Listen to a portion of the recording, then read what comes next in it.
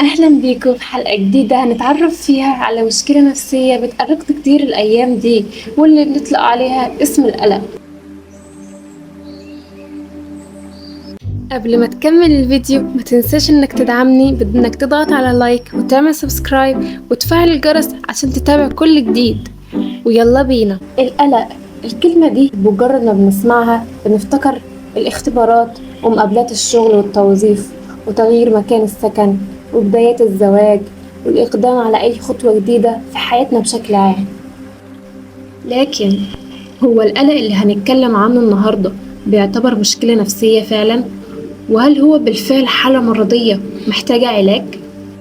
طبعا القلق المرضي بيختلف عن القلق العادي، فلما نيجي نتكلم عن القلق العادي فهو اللي كلنا بنشعر بيه نتيجة للضغوط اللي بنتعرض ليها في حياتنا اليومية، فبيحفزنا في كتير من الأحيان إن احنا نطلع أحسن حاجة عندنا، أو بيدفعنا للهرب لما نشعر بالخطر، أو حتى إن احنا نقاتل دفاعا عن نفسنا أو لحماية أصحابنا والناس المهمين عندنا. والنوع ده من القلق طبيعي وضروري الحياة سوية. طبعا بقى القلق المرضي عكس كده خالص، فالقلق المرضي ليه تأثير سلبي في حياتنا، وعشان نفهمه أكتر فهو قلق مستمر جوه الشخص ومش بسبب محدد خالص، لا هو دايما قلقان من كل حاجة مش مطمن، وكل ما يحاول انه يبطل قلق بيزيد أكتر عنده، وعنده خوف من كل حاجة في المستقبل بشكل غير طبيعي. طبعا انت دلوقتي احترت، اعرف ازاي ان انا دلوقتي عندي قلق طبيعي ولا قلق مرضي ولا انا عندي الاتنين؟ تعالى بقى وانا هقولك.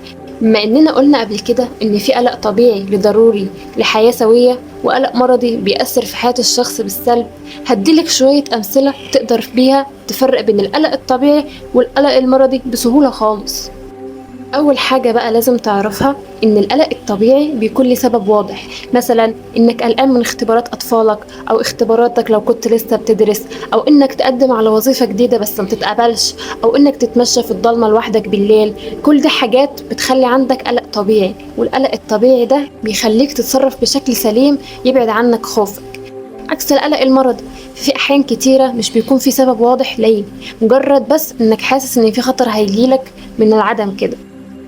وبما إن القلق الطبيعي مش بيستغرق فترة طويلة، فقلقك من امتحانك ممكن يكون قبله بيوم أو يومين، أما إنك تقلق قبل الاختبار بأسابيع وشهور فده يعتبر أمر مش طبيعي خالص، بل دي حالة مرضية لازم علاج ليها. تاني حاجة لازم تاخد بالك منها إن القلق الطبيعي ملهوش أعراض جسدية، على عكس القلق المرضي اللي ممكن يسبب لك مشكلات في المعدة واضطرابات في النوم وصعوبة في التنفس وزيادة في عدد ضربات قلبك وغيرها من الحاجات.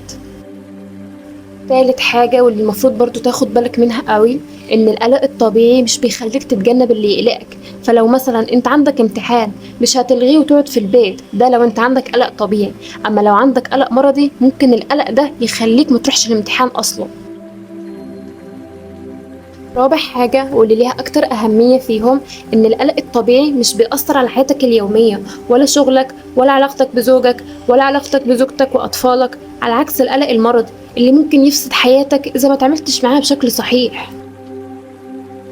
وبما إن القلق مصطلح واسع وبيندرج تحته أنواع كتير، تعالوا ناخد كل نوع حتة حتة عشان نفهمه أكتر. ولما نيجي نتكلم عن أول نوع واللي هو اضطراب القلق العام، فهو من أكتر أنواع القلق المنتشرة، وهو اضطراب مزمن بيظهر على شكل شعور متكرر بقلق مبالغ فيه من كل حاجة، سواء أحداث أو مواقف، وبتكون مش محددة لدرجة إنه بيتدخل مع حياتك اليومية، فتلاقي نفسك قلقان من كل حاجة بتمر عليك في يومك، وممكن يستمر شهور أو سنين. من أكتر الأعراض اللي بيشتهر بيها عشان تعرف إذا كان عندك النوع ده ولا لأ، أول حاجة بتواجه صعوبة إنك تتحكم في مشاعر القلق اللي بتجيلك. تاني حاجة إنك بتلاقي نفسك بتحس بالتعب والإرهاق بسهولة. وتالت حاجة اللي ممكن تكون منتشر أكتر عن اللي عندهم النوع ده من القلق، إنهم بيحسوا طول الوقت بالضيق والقلق والانفعال على أي حاجة.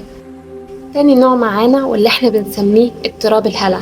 النوع ده بيتميز بنوبات من الخوف والرعب الشديد، بتيجي فجأة وبتستمر لفترة قصيرة، ولو زادت حدتها ممكن توصل لأقصى حاجة في حوالي 10 دقايق، وأحيانا ممكن تستمر نوبة الهلع دي من دقايق لساعات. وغالبا اللي بيجيله النوع ده من القلق بيكون بعد مروره بحدث مخيف أو تعرضه لضغط نفسي مستمر، ومع ذلك ممكن يحصل الاضطراب ده بدون أي حافز خالص. ومن الأعراض اللي ممكن نميز بيها النوع ده، أول حاجة إن الشخص بيحس إنه هيفقد حياته في أي لحظة ومن غير أي سبب منطقي، يعني فجأة ممكن يحس إنه هيموت من أي حاجة جاية، أو إن الشخص خايف من إنه يفقد السيطرة على الأمور، أو إنه يجيله جنون من شدة القلق اللي بيحصله.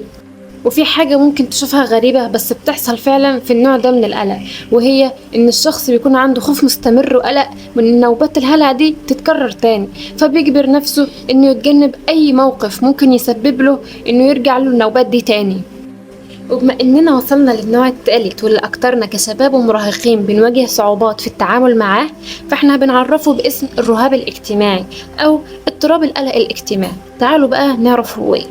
وهو من أنواع القلق اللي بيشعر فيها الشخص بالقلق والخوف في المواقف الاجتماعية، من إنك تتكلم قدام الناس، أو إنك تقابل ناس جديدة، أو تاكل في مكان عام، أو إنك تتفاعل مع زمايلك وتكون صداقات جديدة، فكل ده بيمثل لك قلق.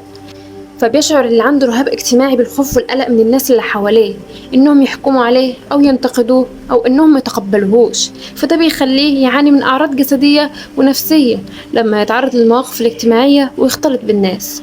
ومن الأعراض اللي بتميزه عن غيره من الأنواع إنك تخاف إنك تشارك في أنشطة فيها عدد كبير من الناس بتساعد فيها، مثلا إنك عايز تنضم لنادي السلة في المدرسة بس لأن في ناس كتير هتنضم له، وده يخلي جواك قلق من إنه يكون في بينكم مقارنة أو إن الكابتن يميز حد عن التاني، فأنت عشان تريح دماغك هتكنسل الفكرة.